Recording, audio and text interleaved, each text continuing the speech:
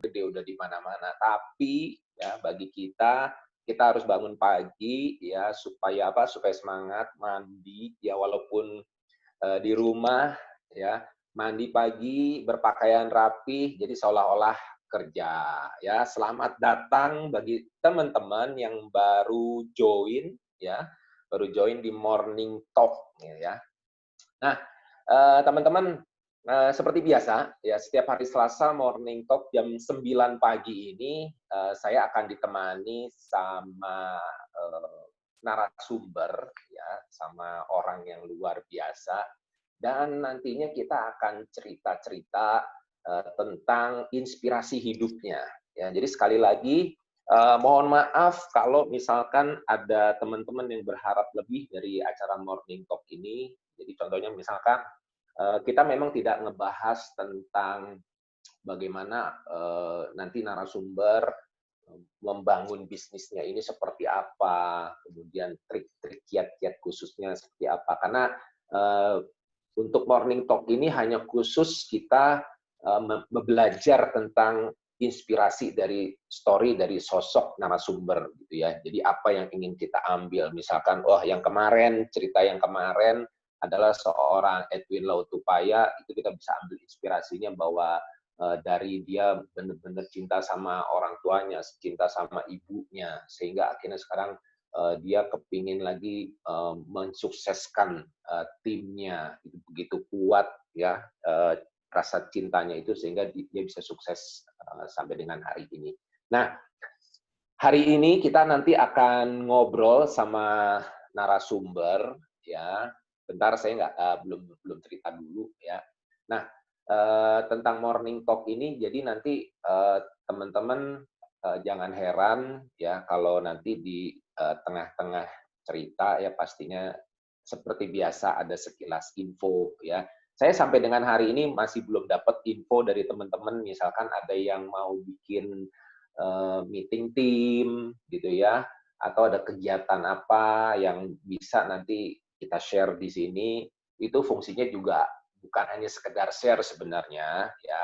Jadi kalau saya info tentang kegiatan tim di beberapa kota ataupun info tim di tempat lain, itu maksud saya adalah supaya teman-teman eh, wajib aware gitu ya bahwa sekarang sudah new normal ya, kegiatan sudah mulai berjalan terutama buat para leader wajib ya melit timnya ya paling tidak ada yang namanya meeting tim deh gitu loh sebulan 2 kali supaya timnya tetap semangat ya.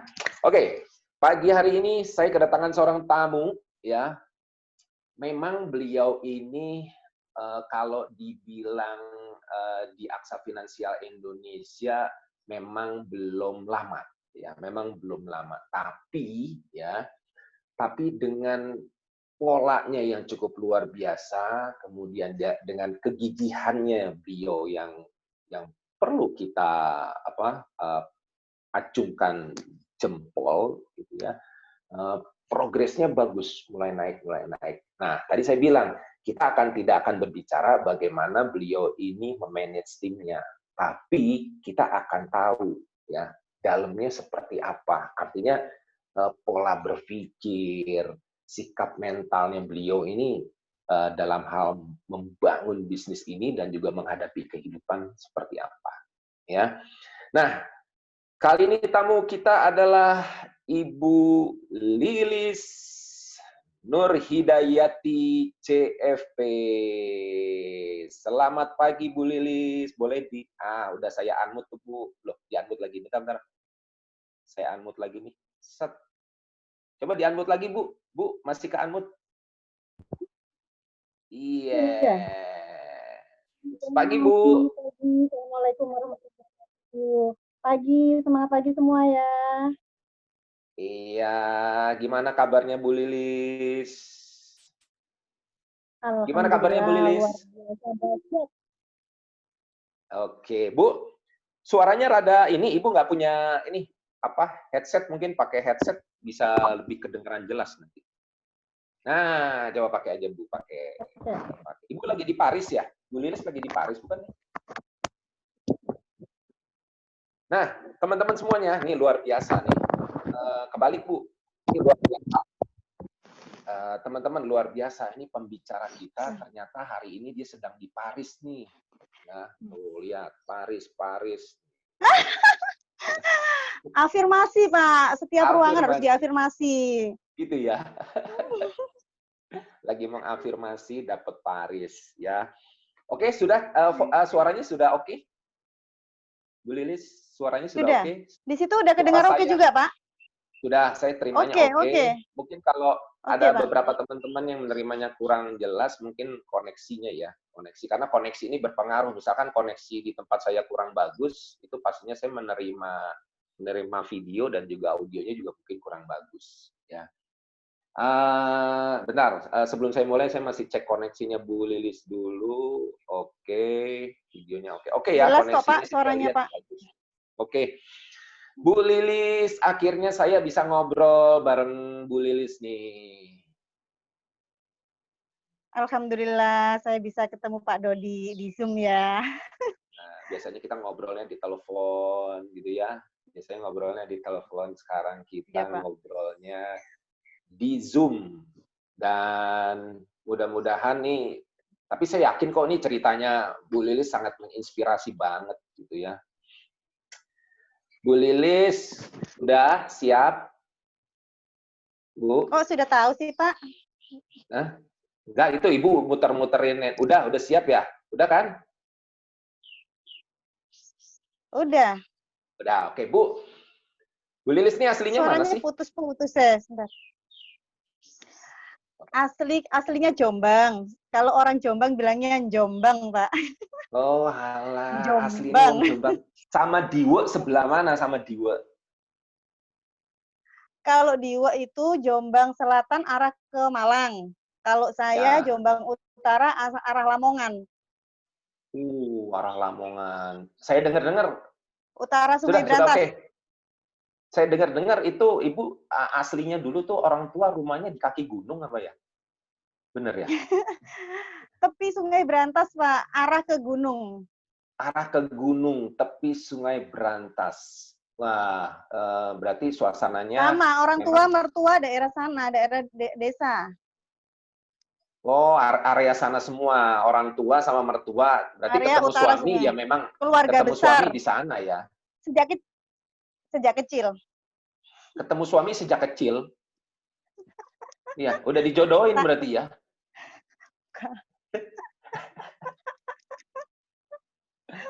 Bu, terus dengan apa ya, latar belakang keluarga gimana? Maksud saya keluarga apakah kan ada juga dan banyak itu saya sering ketemu bahwa di di daerah tuh ya, walaupun masih masuk ke desa gitu, itu orang kaya juga banyak gitu. Nah, Ibu nih berasal dari keluarga kaya raya apa gimana nih? Kelihatannya sih iya ya, kelihatannya nih. Ibu ini berasal dari keluarga kaya raya apa Dari gimana nih? putus-putus ya. Biasa. Keluarga biasa, pegawai negeri, Bapak. Tapi anaknya 7. Ibu nomor berapa? Bu Terakhir. Lilis nomor berapa? Oh, anak ragil Nomor ya. terakhir. Anak ragil ya. Nomor 7. Ya, terakhir. Nomor 7, Ibu ya. Suara saya ini nggak? Iya. Kedengeran jelas nggak? Kedengeran jelas ya? Oke. Nah, Bu, boleh dong cerita, maksudnya kalau kita kalau kita flashback ke belakang ya, terus kepingin tahu jadi dengan awal kita memang berasal dari tempat gitu ya. Terus sekarang Ibu kan sekarang di Mojokerto nih. Terus sukses ya kan. Dulu tuh waktu masih tinggal di pinggiran Sungai Berantas tuh kepikir nggak sih punya mobil mewah, punya rumah mewah gitu. Kepikiran nggak sih, Bu? Kalau mikir itu pernah, Pak. Mikir tuh pernah, tapi orang tua nggak boleh mikir, gitu loh. Kenapa? Kepingin pernah. Ya, di keluarga kita nggak ada yang punya mobil. Nggak ada yang punya mobil. Itu, aduh, jauh banget. Mikirnya jauh banget. Kejauhan ya mikirnya ya. Iya, iya. Ya, hidup Berarti biasa-biasa aja. Biasa-biasa aja. Berarti ini ada satu proses yang luar biasa nih. Ada satu proses yang luar biasa dalam artian apa yang membuat pada akhirnya kan biasa kalau kita ada di tempat satu lingkungan nih, ada di tempat satu lingkungan yang memang ya contoh aja kalau berpikir punya mobil bagus aja nggak pernah, apalagi jalan-jalan ke luar negeri, itu biasanya kan kita jadi seperti itu ya. Tapi apa yang membuat Bu Lilis ini akhirnya ada satu proses nih kayaknya, ada satu proses yang luar biasa sehingga mindset ini akhirnya terbuka luas, Bu. Apa nih? Saya dengar-dengar Ibu ini sudah mulai mandiri sejak umur 12 tahun gitu ya? Itu Iya, gimana iya. ceritanya? Itu gimana ceritanya Uh, tuh, Bu? karena lingkungan di desa dan lingkungan keluarga yang tidak mendukung, kita harus keluar dari lingkungan itu, Pak. Lingkungan itu cukup Hmm, berpengaruh ke pembentukan mental kita. Nah, oke. kebetulan dari 7 bersaudara, itu 5 itu dari ibu almarhum, jadi beda ibu, ya. Yang kebetulan 5 ini cowok semua dan saya merasa attitude-nya kurang bagus. Jadi kasar ke orang tua, kasar ke saya, ya. Jadi Oke. ada suatu trauma mental yang luar biasa sehingga memang salah satu alasan kenapa sejak SD kelas 6 lulus saya sama saya dipindah ke kota sama orang tua, mondok sama ngekos biar tidak tahu kekerasan di keluarga. Intinya kayak gitu. Oh, gitu ya. Itu Ya, berarti ibu dari saya heeh. jadi Gimana ibu gimana yang Bu dari pertama Ibu? almarhum, ibu yang pertama almarhum bawa 5 anak kan. Terus Ya, ibu saya ini ibu sambungan, punya ya. 2 anak. Tapi Oke. dari bapak yang sama. Itu kalau di Islam tuh Ya, namanya saudara kandung, tetap saudara kandung. Cuma oke. 5 ini cowok, 2 ini cewek. Nah, itu memang Hmm. selain keluarga biasa-biasa, bapak yang pegawai negeri anaknya 7 ya. Terus attitude di keluarga di anak-anak yang kurang bagus di kakak-kakak saya, maka saya dipindah. Jadi memang sudah nggak sama orang tua sejak umur 12 tahun. Ngekos sama mondok. Ngekos sama mondok, ya. Itu semua biaya hidup gimana? Apa Ibu nyari sendiri, apa masih Oh, dibiayain sama keluarga? dari orang tua cuma dijatah. Kalau dulu tuh 1 minggu 5.000 ya. Cukup nggak cukup 1 minggu 5.000. 5.000 ya. Itu tahun berapa sih Bu? Tahun berapa itu? Tahun 92, 93. Sudah tua saya, Pak. 92. Enggak, tapi kelihatan awet muda kok. Kelihatan awet muda kok. Koneksinya masih kayaknya terganggu nih Bu Lilis ya. Sebentar teman-teman ya. Jadi saya masih nunggu koneksinya karena kalau misalkan saya lanjutin nanti Bu Lilisnya pasti skip dengan Putus ya? pertanyaan yang selanjutnya. Nah, muncul lagi. Iya Bu, sempat putus nih. Ibu dengar nggak tapi? Sudah. Ibu dengar nggak tapi suara saya? Halo? Ya teman-teman, luar biasa nih. Dari awal cerita saya sudah kepingin banyak tahu ya tentang Bu Lilis ini. Nah, oke nih, udah oke lagi ya. Sudah oke lagi. Sudah oke, Bu? Udah dengar suara saya? Sudah, sudah. Sudah ya. Kita lanjut lagi ya. Sudah, sudah. Kita lanjut lagi ya. Oke. 12 tahun sudah mulai mondok, kemudian dijatah pula. Ya. Kedengeran, Bu? Oh, hilang lagi. 12 tahun sudah mondok, Bapak Ibu semuanya, kemudian jatah 5.000. Saya bisa nebak nih, sebenarnya kalau dijatah 5.000 tahun 92, ya walaupun mungkin nilai uang 5.000 itu kalau tahun 92 itu, ya apa ya, mungkin masih bisa beli makan itu, cuman kan 5.000 nih, 5.000 1 minggu. Saya pasti nebak nih pasti nggak cukup gitu ya. Nah sekarang kalau nggak cukup, apa yang dilakukan sama Bu Lilis nih ya? Bu Lilisnya, Bu Lilis, Bu Lilis, ke-mute Bu Lilis. Bu Lilis ke-mute, mute. Ke-mute Bu Lilis. Ntar saya bantu di-unmute. Di-unmute, Bu. Oke, oke, Pindah udah. ke sebelah. Pindah ke sebelah aja, Pak. Di sebelah lebih bagus koneksinya ya. Iya. Ya, oke, silakan, monggo, monggo, boleh, boleh. Boleh Bu, dipindah ke sebelah. Ya, sementara Bu Lilis pindah ke sebelah dulu ya. Nggak apa-apa. Ya, sudah. Sudah nih. Sudah.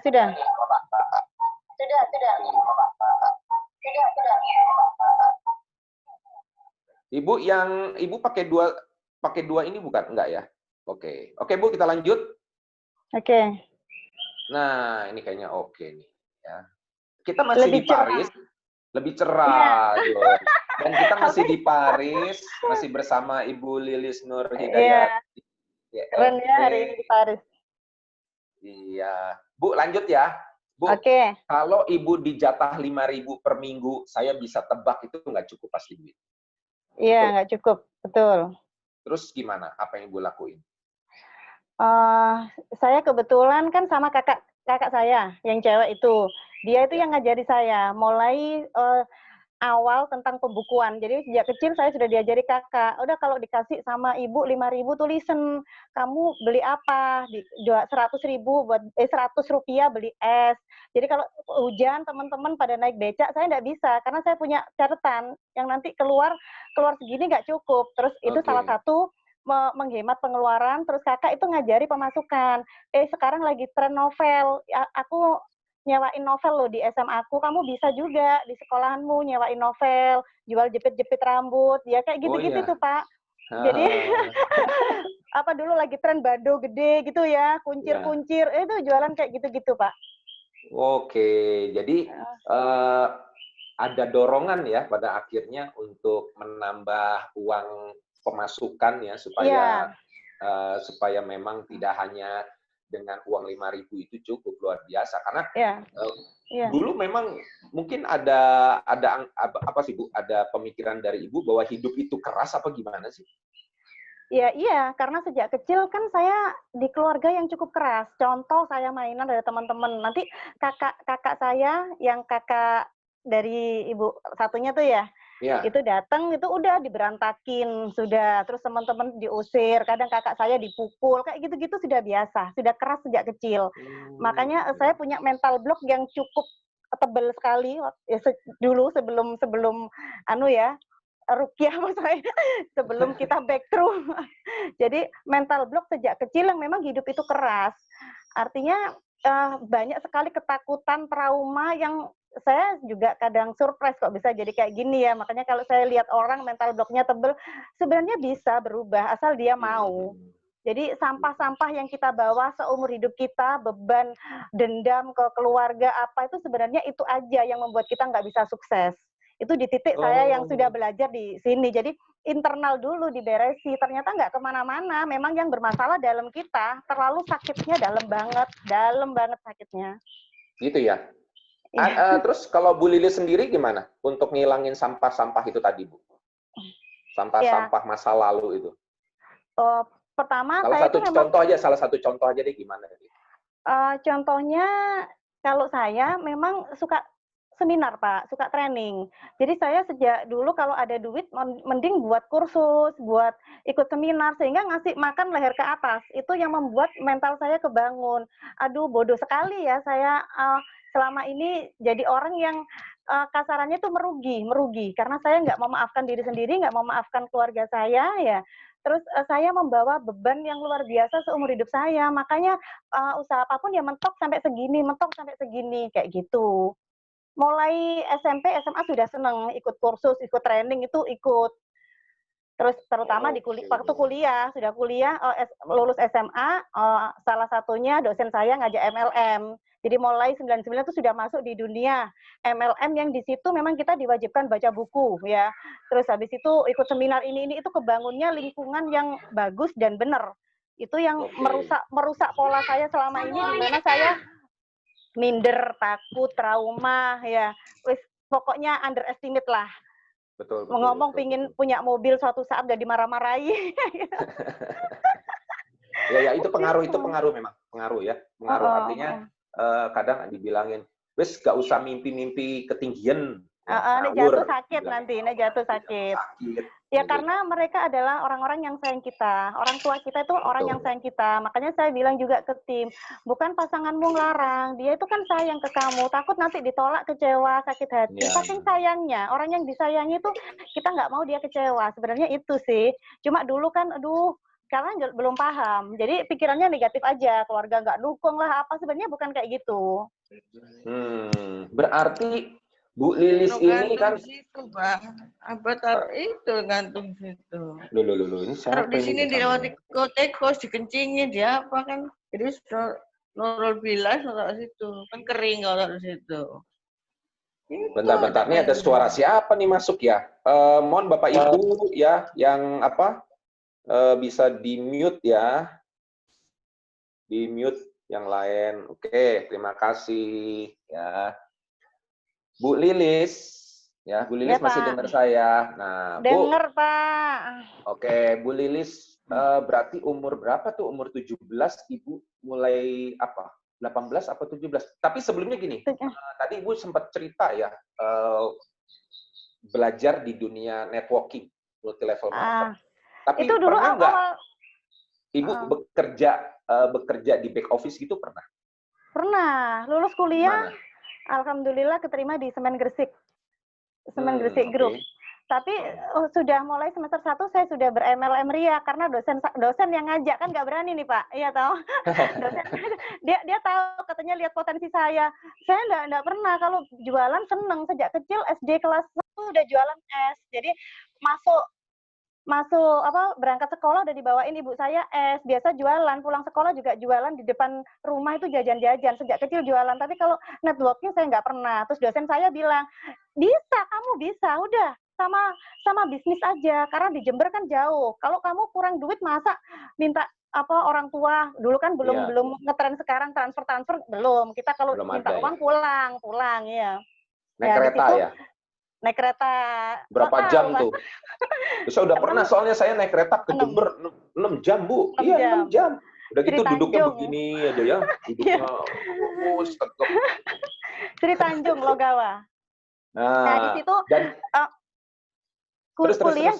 Jadi kuliah sudah ber-MLM Ria, cuma memang suatu kebanggaan jadi karyawan toh Pak. Jadi lulus kuliah, nyoba-nyoba apply lamaran, keterimalah di Semen Gresik yang notabene memang saya lihat nggak mudah masuknya, tesnya cukup lama, panjang dan banyak ya. Betul. Yang conversation akhirnya keterimalah di situ, dapat fasilitas rumah dinas ya. Terus mulai awalnya sebagai resepsionis, saya nggak di marketing, resepsionis. Pindah ke sekretaris, habis itu saya yang mengajukan pingin marketing, semua sampai heran. Jadi kenapa kok minta marketing? Saya lihat itu duitnya marketing banyak Terus, loh, enak kali kayak gitu aja dapat fee-nya gede. Saya waktu itu gajinya 750 Pak. Oh zaman itu ya. Iya, 750.000. Sebentar Mbak Ara, sebentar. Kemana Mami? Nggak kemana. Mami nggak kemana-mana kok, Mami nggak kemana-mana. Ya. Halo, tuh, bentar ya. Maminya lagi diajak ngomong. Ini paket tuh. Soalnya. Mana dulu kamu, Mbak? Nah, terus Bu, masih udah bisa dilanjut belum? Masih di mute, masih di mute.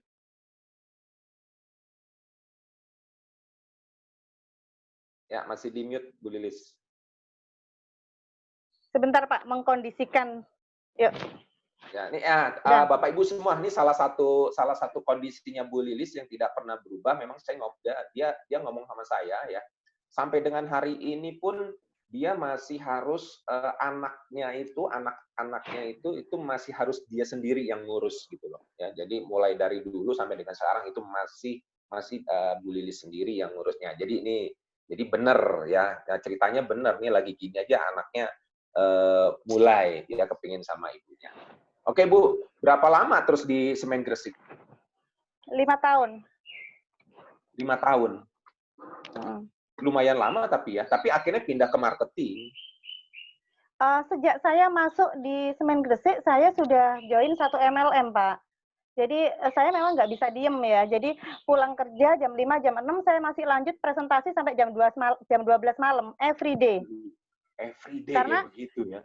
every day. Jadi kebiasaan tidur sehari 2-3 jam. Banyak teman yang ingatkan jantungmu loh, jantungmu loh. Yang penting saya suplemen dan juga olahraga, saya bilang kayak gitu. Tapi kebiasaan tidur 2-3 jam sampai hari ini. Sampai dengan hari ini. Tapi masih olahraga juga hari ini? Masih juga olahraga, masih ya? Iya, maksud saya selain dari di Semen Gresik kan dulu pekerjaan ibu dulu, ibu memang sudah menjalani bisnis di networking ya, terus di company tersebut ya yang ada di Gresik itu, ibu juga akhirnya memilih dari menjadi customer service, akhirnya memilih jadi marketing juga selama 5 tahun akhirnya. Tapi akhirnya bosan-bosan juga, angkat tangan juga akhirnya. Iya. Angkat tangan juga. Terus akhirnya benar-benar serius di networking begitu ya? Iya. Oke. Hasilnya gimana? Bagus, Bu? Kalau zaman dulu 2006 dapat 10 juta, 15 juta itu udah gede, Pak. Tapi saya nggak ada waktu. Sabtu Minggu pun ngasih training kan. Karena kalau multi level marketing, semakin tinggi peringkat kita, jaringan kita semakin banyak, kita stok barangnya tambah banyak. Jadi saya misalnya ke Tuban bantu tim, itu sepeda motor tuh penuh sekali dengan barang-barang kerdus-kerdus. Karena kalau luar kota kita nggak langsung ngomset kan sayang banget. Dan saya udah kebiasaan pagi jam 5 berangkat misalnya ke Tuban. Nanti pulang malam ya. Terus besok paginya itu jam 5 berangkat ke Malang. Itu hari-hari sudah luar kota pada waktu sudah full di MLM. Cuma leader saya bilang, kamu bisa keluar dari Semen Gresik asal bonusmu di sini nyalip minimal 2 kali dari tempat lama. Waktu itu gaji saya kan 2,5 juta. Saya di MLM sudah 6 juta, 7 juta kayak gitu. Sudah jadi berani resign. Oh, gitu, pantesan. Cuma nggak disapa sama orang tua, mertua beberapa minggu. Karena mungkin ini ya, pekerjaan ya. Karena pekerjaanmu apa sih gitu ya? Iya, nggak jelas. MLM asuransi itu kan pekerjaan nggak jelas kok. Kalau menurut versi mereka yang sudah tua. Iya, betul. Iya. Nah, terus akhirnya ketemu asuransi gimana tuh ceritanya? Ketemu asuransi pada waktu sudah jalan MLM ya, ada satu kondisi ya 2012 itu kita ada dana ya yang diinvestasikan di satu investasi bodong. Kita nafsu kita keluar nih, jadi nggak paham ya, duit ditaruh nggak ngapa-ngapain dapat duit. Di situ titik balik, jadi Allah mengingatkan kita bahwa kita nggak boleh serakah, ya kan? Sedekah juga mungkin kurang, terus sama orang tua pada waktu itu mungkin kurang care, kurang perhatian. Jadi kita lagi ditabok-tabok. Iya. Jadi masuk investasi bodong bersih, Pak. Jadi rumah kejual sangat murah, 2 mobil kesita. Jadi malu-maluin, Pak, kesita licin. Punya 2 mobil, 1 rumah, itu akhirnya kesita untuk kenapa kok kesita, Bu? Soalnya kan suami ngajak teman-teman, ngajak saudara. Oh, iya. Jadi ada pertanggungjawaban ya. Betul, dicari-cariin orang lah kita. Itu padahal hasil jerih payah berapa tahun tuh, Bu? Mobil 2, rumah. Ya lama, Pak, sekitar ya di sekitar mulai 6 tahun. Iya ya, mulai dari tahun 2000 berapa tuh tadi Bu bilang 2000? 99 saya ber-MLM tuh sudah ada bentuk sepeda motor. Waktu itu kartu perdana 1 juta, itu handphone sudah 4, sudah jual beli handphone. Betul. Jadi aset sudah mulai kuliah tuh saya udah punya, aset-aset kecil-kecil lah ya. Mau sepeda motor, perhiasan itu udah punya. Jadi 99 sampai habis di 2012 bersih semua sekitar 2M ya. Waktu itu 0 sudah, kita zero. Benar-benar di tahun itu di mana saya sudah punya 2 anak loh. Nggak punya rumah, nggak ada kendaraan. Terus akhirnya motor saya DP Mocin. 2013 tuh saya DP Mocin 500.000 asal punya kaki buat jalan. Lah di situ ada temen MLM dulu, Pak. Yang temen MLM datang ke rumah nawari asuransi. Bingung saya. Jadi, loh, kamu sekarang udah nggak di MLM? Enggak, potensinya tuh lebih gede di asuransi. Aku pernah sih ikut kelas-kelasnya di Ikat Merah itu ya. Ya. Itu aku trainingnya sampai malam-malam, nggak boleh sama suamiku sampai jam 12 kayak gitu, terus keluar masuk rumah sakit urus klaim. Kalau kayak gitu enggak aku waktu itu saya bilang kayak gitu. Masih belum Terus tahu ya, masih belum tahu itu saya belum yakin, masih tahu. belum tahu. Oke, Terus terus. karena nggak ada pilihan Pak. Ini rumah saya sudah laku, tinggal saya diusir aja sama pembelinya kan. Iya. Nah, di situ saya bilang, kasih saya waktu. Saya nggak mungkin, sejak kecil nggak pernah dengan orang tua, nggak pernah dengan mertua. Kalau saya sekarang diajak orang tua, mertua pulang ke desa rasanya konyol banget. Jadi apa ya, cuma ada shock terapi buat saya. Ibu saya langsung stroke. Mertua langsung jantung. Karena Gara-gara mungkin ngelihat kita gara-gara nggak punya apa-apa. Iya, ya betul. Orang tua begitu tuh, Bu, memang. Iya, kitanya kuat Pak, kita kuat ya kan. Iya. Kita masih muda, mau cari duit lagi, tapi orang tua nggak rela. Lu ngumpulin duit 100-200 ribu sejak kuliah. Dia yang stres kepikir. Iya, kamu punya tabungan, punya ini itu kamu ngumpulinnya lama banget. Kayak gini ya sudah masuk rumah sakit 2 minggu ya sudah. Di waktu saya join asuransi, di waktu saya ibu dan mertua di rumah sakit itu momennya pas banget. Jadi makanya saya bilang badai seperti apapun akan saya lewati. Saya pernah melewati masa yang sangat-sangat sulit. Nggak ada waktu, nggak ada uang, nggak ada kepercayaan, nggak ada keluarga, teman semua pergi sudah nggak punya apa-apa. Ya kayak mau mati, udah kita mau mati nggak bawa apa-apa, semua titipan. Saya pikir kayak udah gitu. Pasrah aja gitu ya, mikirnya udah pasrah begitu pasrah. Ya. Udah iya, pasrah cuma Tuhan gitu. Tuhan ya maha-maha ya, punya belas kasih ke saya. Saya waktu itu rawat orang tua sama mulai bangun tim. Jadi di awal saya join asuransi itu saya bawa 30 orang. Langsung orang-orang MLM semua ya, yang pola kerjanya kayak MLM Pak. Udah masuk semua, Pak, premi 1 jutaan semua wajib. Bulan kedua pada labs. Itu tahun-tahun berat di awal asuransi saya Pak. Bawa orang bawanya salah sistem, salah duplikasi. Makanya saya bilang ikuti sistem ya. Jadi follow your leader. Kalau caranya salah itu bahaya, ke belakangnya betulinnya itu susah banget. Makanya saya sangat konsen di sistem, mending sistemnya dimatengin, kepala-kepala yang inti ini mikirin untuk itu, jadi next-nya itu enak. Oke. Itu jadi tahun pertama rusak. Cuma ini bawaan terbiasa dengan pola kerja di networking, ada hal yang bagus. Betul. Gitu ya. Hal yang bagus di sana itu mengajarkan sama ibu bahwa untuk pola kerja seperti ini harus ada yang namanya sistem, betul ya? Harus ada yang namanya sistem. Iya, betul. Oke. Nah, pada saat nih ibu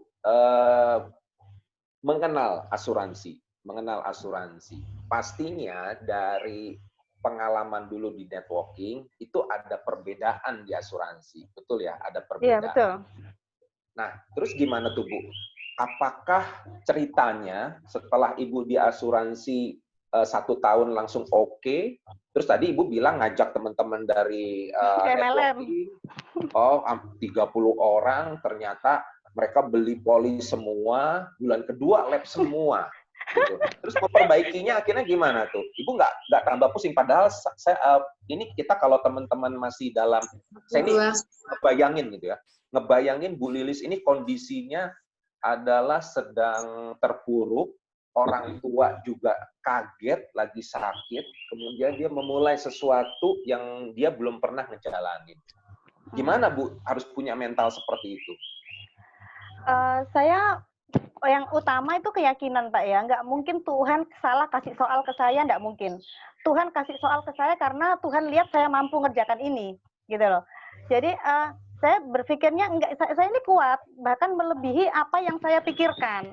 Artinya kalau masalah keuangan, ya masalah kesehatan, masalah pihak ketiga, itu pasti saya bisa atasi. Nah, berbekal keyakinan itu, saya harus mikir nih, ya kita dikaruniai otak untuk berpikir bahwa harus ada satu strategi. Jadi saya langsung merubah strategi, tapi semua tim waktu itu udah rontok Pak, udah kayak, aduh ibu ini ngajari apa sih kayak gitu ya. Jadi rontok, ada yang tersisa, yang sekarang ada 2 orang tim saya yang jadi adenya di Sinarmas ya, 1 jadi adenya di FWD. Itu chat didikan saya sejak kita join bareng, yang bertahan tuh 2, tapi jadi. Ya.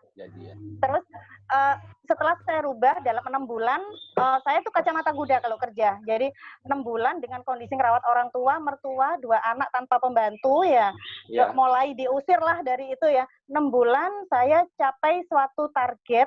Waktu itu top nasional sehingga leader saya bukain kantor di Mojokerto. 6 bulan setelah saya join. Jadi, lu bisa nih buka kantor, omset lu gede banget gini. Omset berapa ya Pak? Saya gitu, saya nggak ngerti. Saya tuh butuhnya duit aja sudah.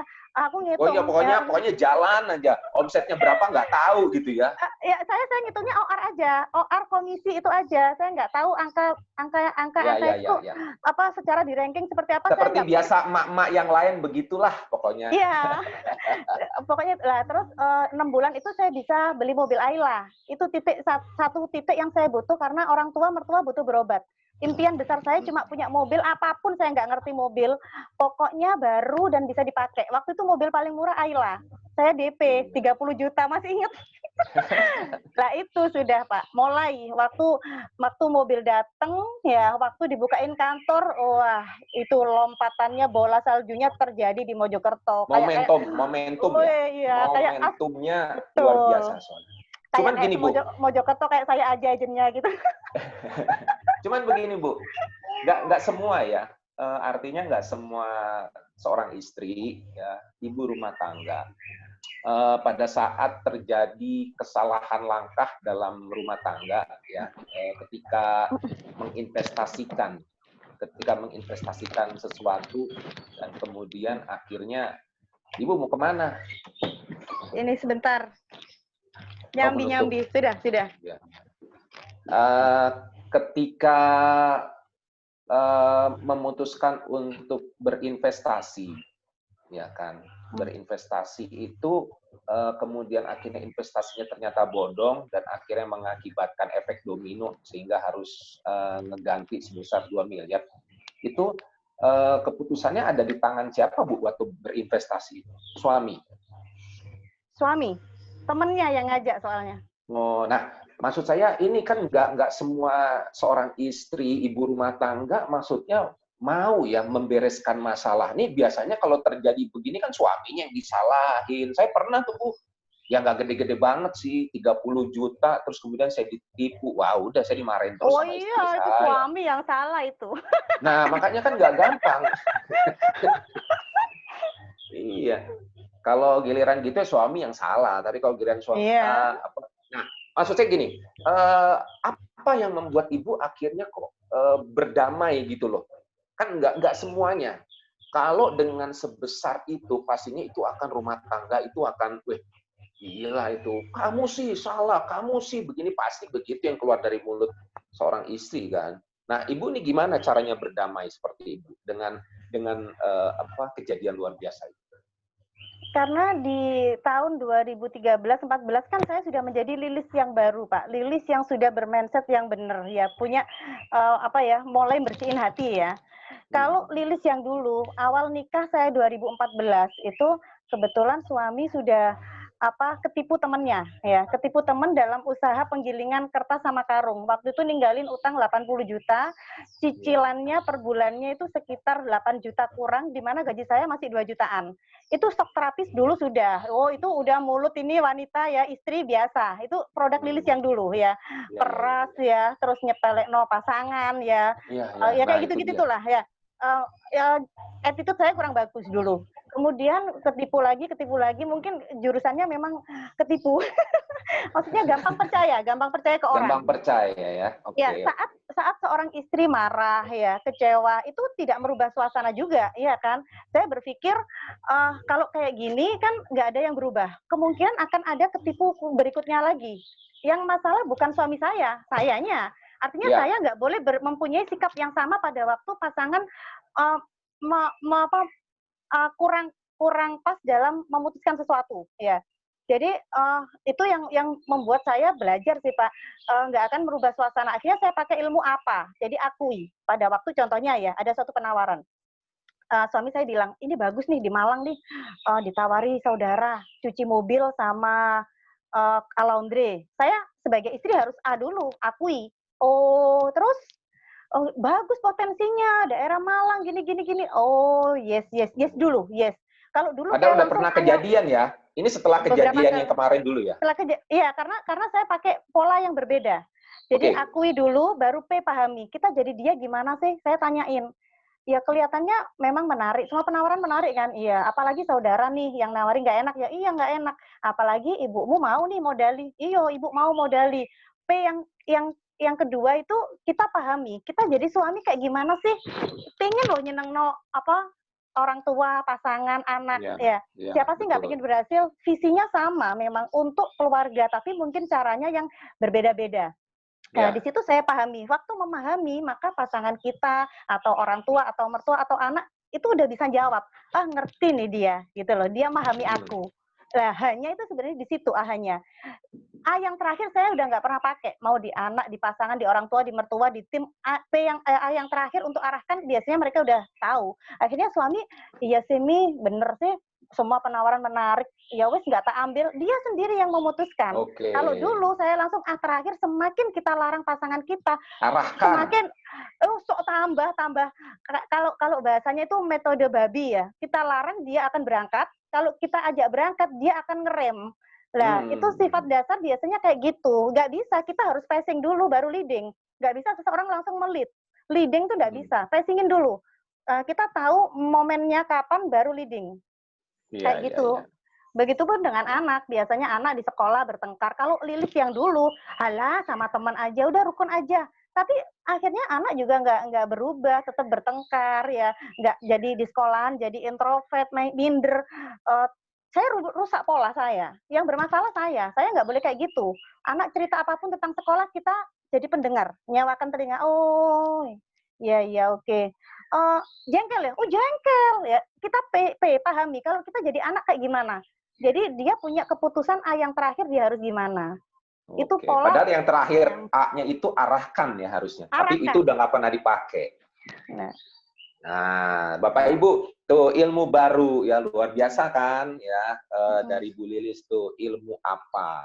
Ya itu adalah itu juga dipakai untuk itu sih Pak, rekrut jualan kan banyak yang langsung arahkan yang terakhir. Kita ngelewati akui sama pahami dulu. Kalau jadi si prospek itu kita kayak gimana sih? Ya. Ini luar biasa ya. Mudah-mudahan hari ini banyak banget ibu-ibu rumah tangga yang berbisnis di asuransi nih ya. Artinya kalau saya ngelihat dari figurnya Bu Lilis, Bu, dengan Ibu nih sebenarnya ini nggak sih dominan nggak sih di keluarga? Maksudnya sama suami gitu loh. Mentang-mentang paling sukses gitu, Ibu dominan nggak sih sebenarnya? Oh, enggak. Karena ada beberapa hal. Yang pertama, kebetulan saya agama Islam ya. Jadi memang imam itu suami kan. Kita kan makmum ya. Terus yang kedua, ini yaitu pertama tadi imam ya. Kedua itu kerjasama. Jadi di rumah tangga harus ada pola, Pak. Jadi pola untuk keuangan, untuk anak, untuk orang tua, apapun ada polanya. Itu kita deal sudah. Jadi dealnya misalnya di keluarga itu presidennya kan si bapak nih ya, kepala rumah tangga. Ya, tapi biasanya si ibu juga. Beberapa keluarga tuh presidennya ibu. Ada juga yang begitu. Kalau saya presiden direkturnya suami, saya direkturnya. Jadi saya ke teknis. Gitu contoh ya, misalnya anak-anak nih ya habis rapotan kemarin ya, sudah, saya coaching ya dan lain-lain lah. Kemudian sudah, terus semester ini maumu gimana? Kemarin udah bosen renang, sekarang mau apa? Kayak gitu sudah ya. Terus udah ayo antri menghadap presiden kita, menghadap si papi. Kita antri mulai anak pertama. Kakak naik kelas 9, SMP kelas 3 kan. Ayo Kak, presentasi. Iya Pi, semester ini aku lemahnya di sini, bla bla bla bla bla. Ini udah di coaching sama Mami. Aku semester ini memutuskan gini. Dia cerita, sudah. Papinya udah tinggal tanda tangan karena nama, data untuk daftar ulang sudah saya isi. Sudah lewat saya dulu. Terus sudah kayak gitu. Jadi tetap apapun suami benar-benar peranannya penting. Kalau beliau bilang enggak ya enggak. Contohnya kayak sekedar trip aja Pak. Kita mau ke Singapura. Saya sama anak-anak bikin proposal bikin proposal dulu. Gitu ya. Ayo download fotonya, anggarannya berapa? Ini kesini Mi gini. Sudah, kalau sudah oke kita menghadap ke si papi. Pi, kita kan Mei, si abang nih ulang tahun nih, kita mau ke, Singapura, ini proposalnya, kita nunjukin kalau beliau ACC, udah berangkat dah sudah.